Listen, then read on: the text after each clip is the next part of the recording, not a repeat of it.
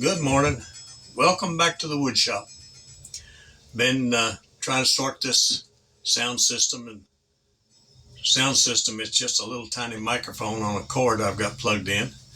I did a little test a minute ago and it still got the little high pitch hissing, ringing, bugs in the background.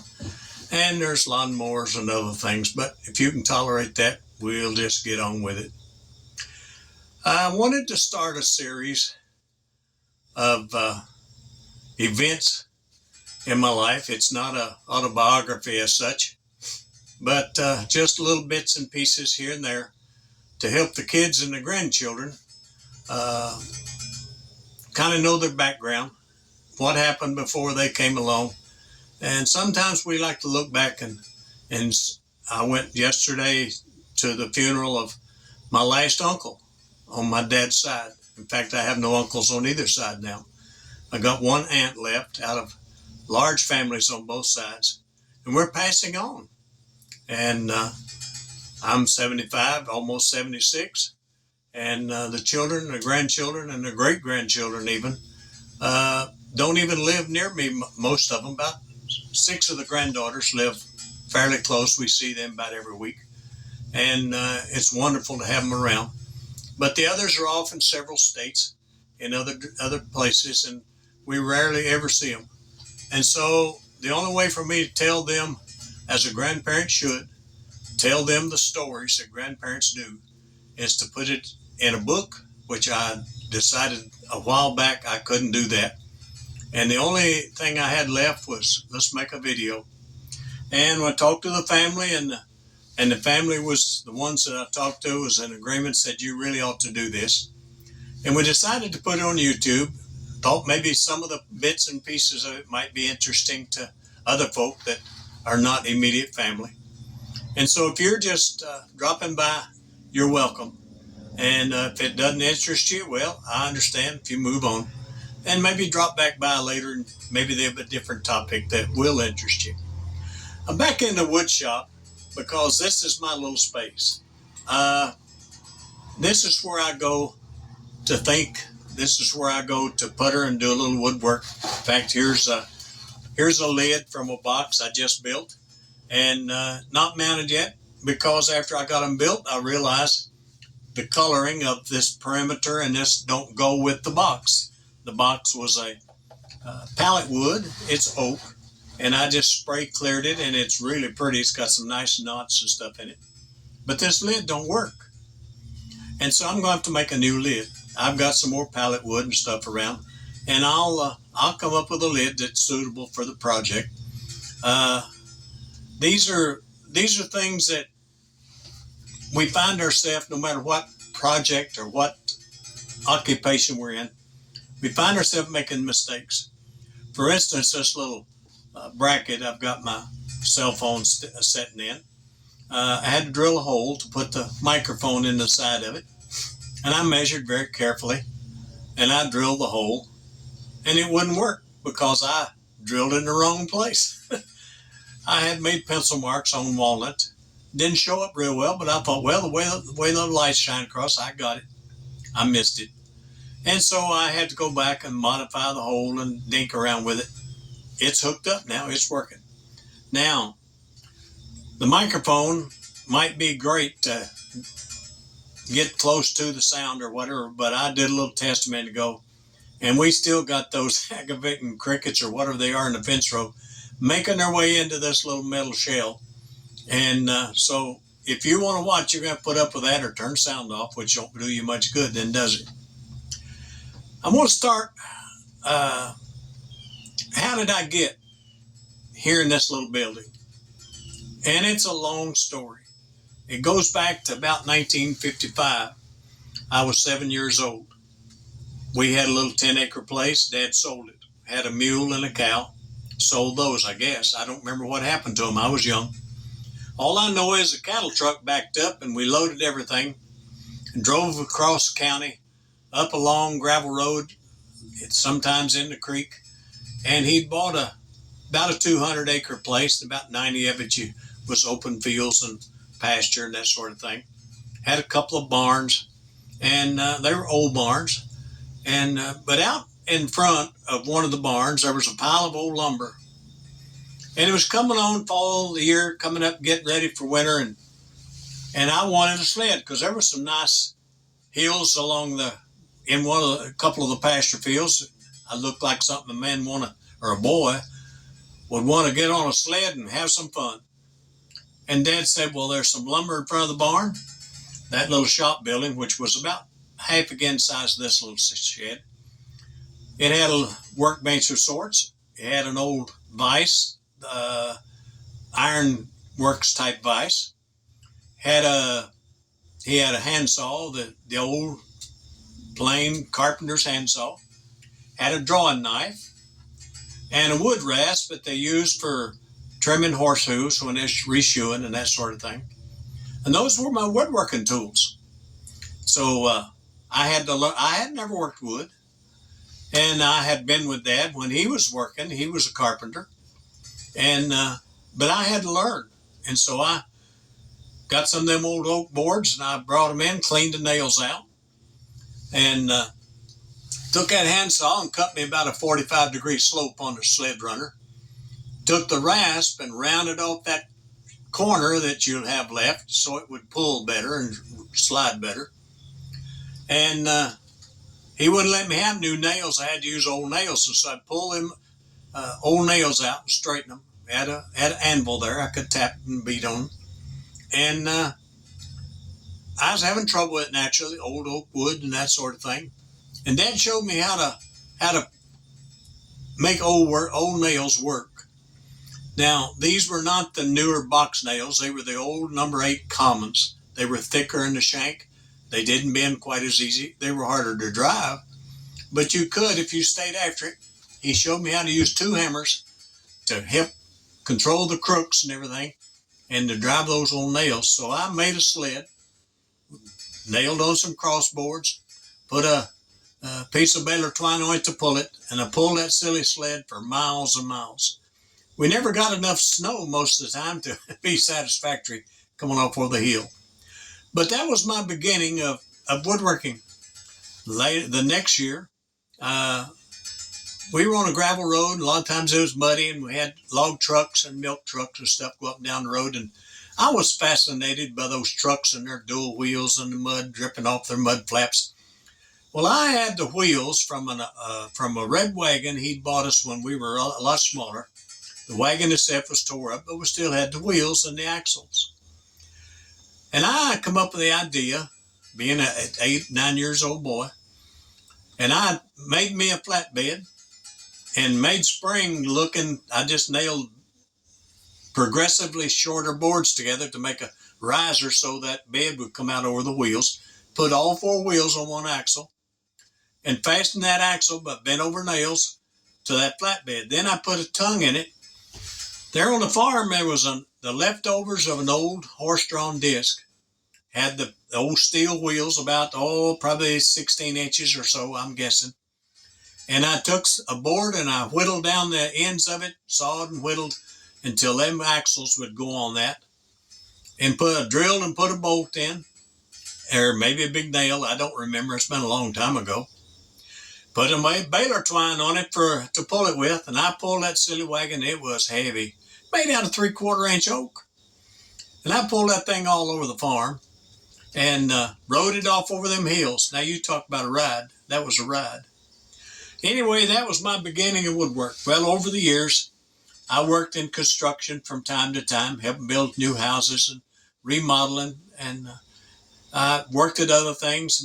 I worked in machine shops and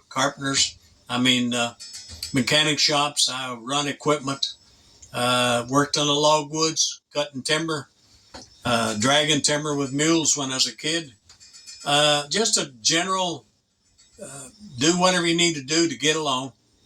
And several years went by, and we wound up in Alaska, wife and I was up in Fairbanks, and I was running a dozer breaking down a mountain for a rock crusher for the ice road that goes to the north slope for the oil fields.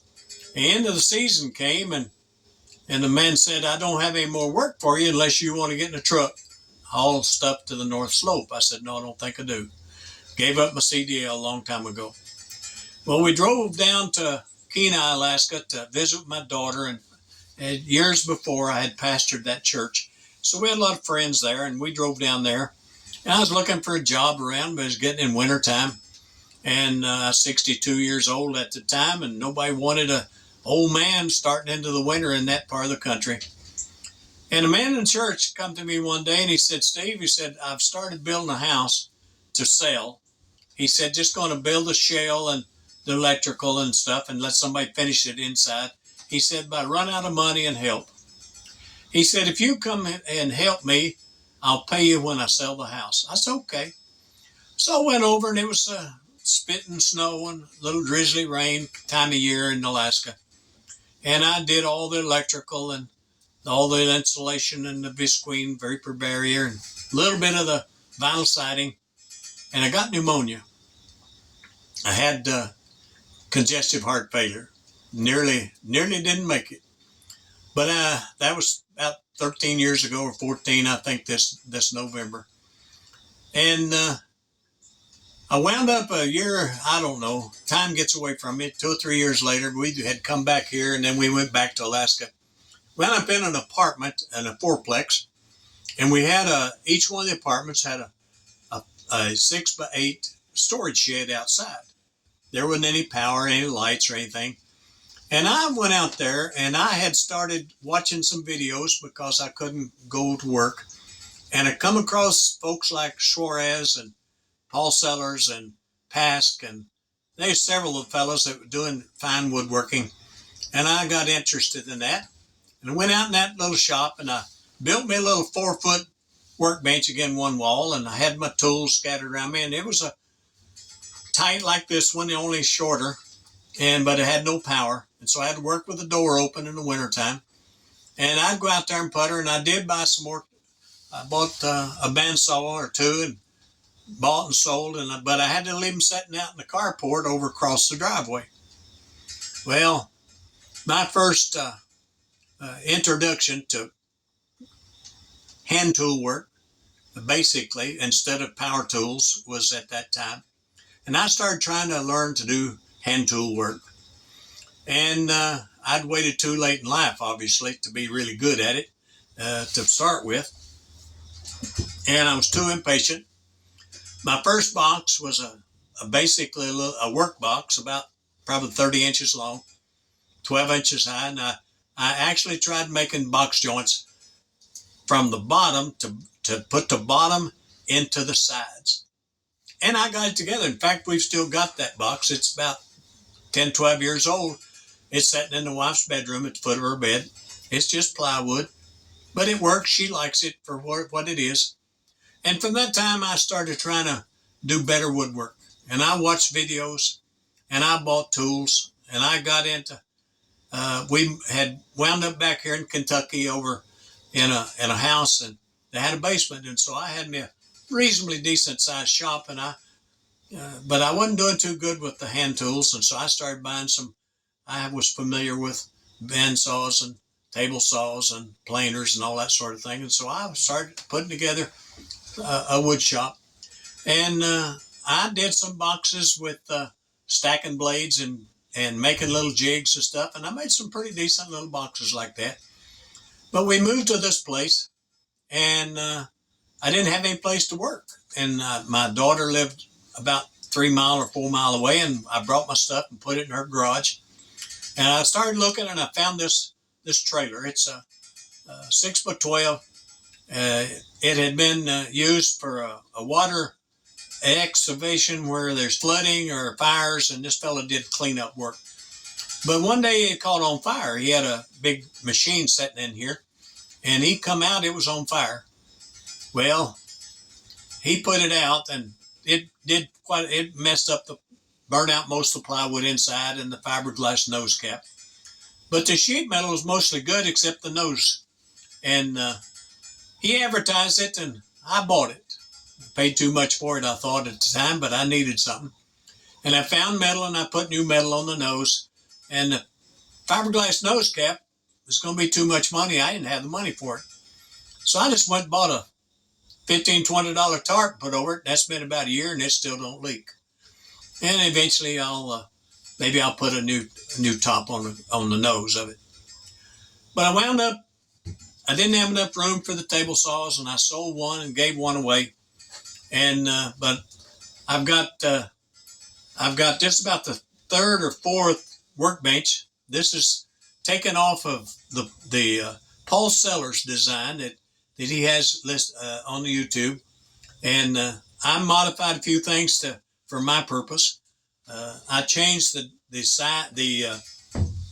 vise from the left side to the right side, and I'm not sure quite why I did that, except I was thinking in terms of make it easier to cut off small pieces here on that, let the trash drop off.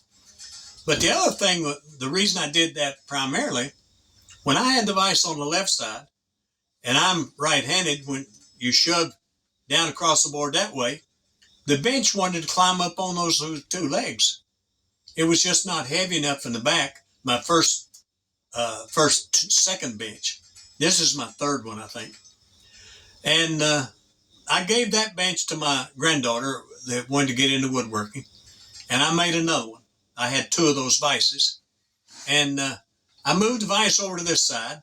I made a few changes in the legs, set them out just a little bit wider, and I turned this legs on this end. I can't turn the video to show you hardly, but I had some 4x6 oak that I got out of the scrap pile at a lumber yard, and I turned those flatways across so that I could have my vise closer to the end. And then I put my boards that you put in a wood vise, let them stick out a little bit, and they're out flush with the end of my vise. That was what I was after. And it's worked out real well. Now, there's times when it would be handy to have it on the other end. I understand that. And it don't work for everybody. But the thing about woodwork, there is no right way, in my opinion.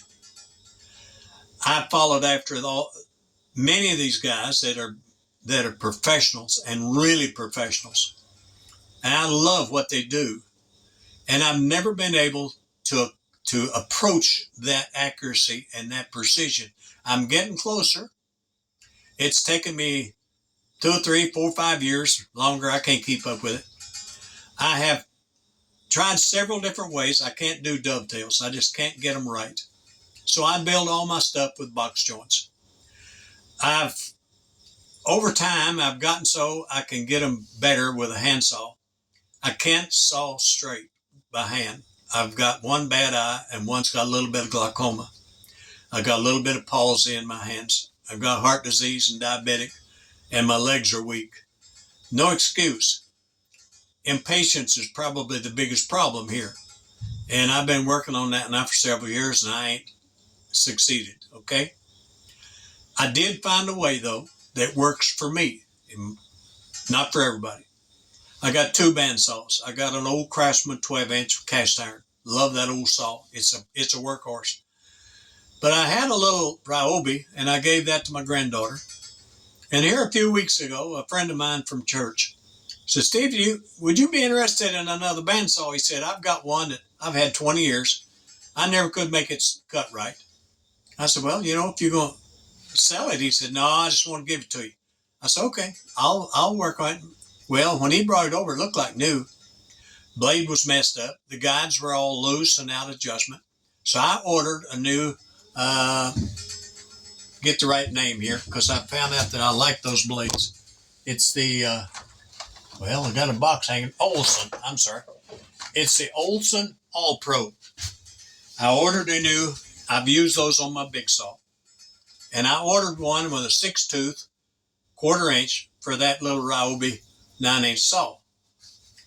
I'd use that after I do my marking and everything. I do my cuts for the box joints down to my mark I've made, and then I cut the ends off of that in a diagonal crisscross manner to get rid of most of the waste.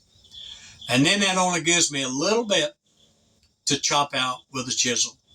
I'm getting the cleanest joints that I've ever gotten with hand tools by doing it that way. Now, when I chop those out, then I take a flat file and just briefly brush both sides of the cutout and the base to just clean up any fuzz and maybe a little scrap of something left hanging there. Then when I go to make the second part of that joint, I use that obviously to mark it. I cut it, and I make sure I cut inside the waste part so that if I make a mistake, then I can trim off what's left. And sometimes I have a little bit that I just chisel off or hit it a few licks with a file. I'm making the prettiest box joints that I've ever made, except when I was using power tools. And it took me a long time. 4 or 5 years is a long time for me in that point in doing that. And so I've made 30, close to 40 boxes of various sizes from 5 or 6 inches up to 30 inches. Don't sell them. I give them to kinfolk and friends. And they're, in my opinion, if I tried to sell them, I couldn't charge enough to pay for the material, much less the labor that goes into it. I made one. Well, this box is for my daughter-in-law. She wanted a tea cabinet she loves teas. And I've got that box made. It's ready for the lid. This lid fits it, but it don't look right. And so I'm going to have to make a new lid for it. But there's no hurry on it. I'll take this lid and I'll make another box that matches this lid. And so the long story is, here I am in this little shop. And you can call this my wood shop, my hobby shop, my meditation place, my prayer closet, anything you care to name it, but it's my little place. And once in a while, the wife will come out just for a couple of minutes to see what I'm up to. But most of the time, this is my place. I'm here by myself. And I don't have anybody to run a video camera or anything to do these. So I got it sitting on a tripod. I made a little bracket to hold the cell phone. It's just a $100 Android phone. It's nothing special about it.